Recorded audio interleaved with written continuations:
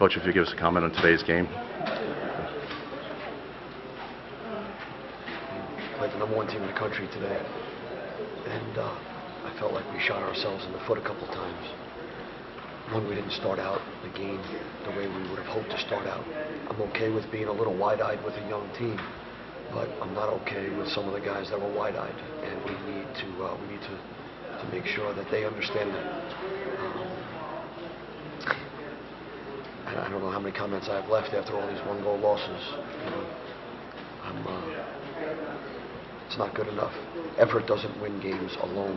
Effort, execution, and the love for the name on the front of your jersey wins games. And you got to have all three. Am I proud of some guys? Sure, certainly.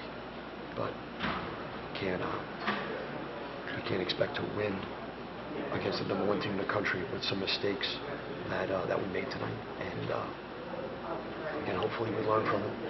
The guys know we can't press rewind. And we got to get back out there. I got to look at the CAA situation. I know that the other game that's meaningful right now is 6-6 at halftime. We got to see how things play out, but see what happens. You got to be proud of the team coming back in the third quarter. 5 big goals and taking the lead in the fourth again. Not quitting at the end. Yeah. No, listen. I'm emotional right now, and so are the guys. But it's not good enough for me. It's not good enough for our staff. It's not good enough for our school to have these things happen.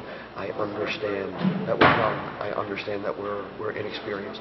I understand that the effort has been great. I really do. I'm proud of them for that. I am. But we're in this for all three, and we've got to start winning lacrosse games.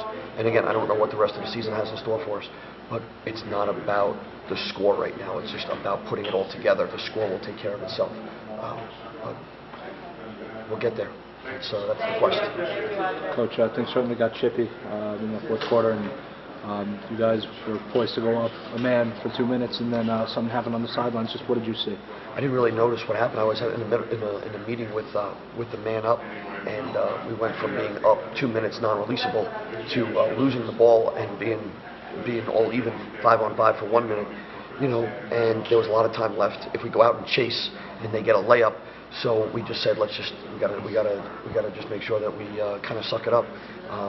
What had happened was we didn't handle our emotions well, and Adrian Sorchetti didn't play for us today. When your best player doesn't play against the #1 team in the country, you got to make some adjustments. We found out that he wasn't going to play maybe 8 seconds before we walked out. So we had to make a bunch of adjustments. He plays on attack for every face-off. He plays on man up. He plays on the first midfield. He does an awful lot for us. And he emotionally let his emotions get the best of him. Do I love Adrian Sorchetti? Yes. He was fighting for us. He was trying to do something for us that he couldn't do something else. But at that point in time, it was about us, and we needed Adrian in a huddle, and we needed everyone to be together, and that didn't happen. So it hurt us a little bit. It wasn't the reason why we lost. I can't tell you that if Adrian didn't say something that we would have won, but I know that we would have had a better opportunity than what we had. Fourth quarter, face-offs have been a problem for your team, but Zach Paul really gave your team seemed like a shot in the arm in that fourth. Just talk about his play and how that kept you in it. Listen, Zach Paul, he's a wonderful, wonderful young man, and he's had some adverse times coming from Quinnipiac and then coming to Hofstra and really sitting behind John the whole time. And the face-off situation is more of a matchup situation. But what Zach brought today was heart, and I think we were 17 out of 30 facing off today, and I was awfully proud of them. The face-off stat, was positive. The ground ball stat was not positive. The clearing stat early wasn't positive. I think we failed cleared once in the last 45 minutes. But you can't lose the game in the first 15, and that's what it is. And again, we were a little bit wide-eyed. You saw that first huddle.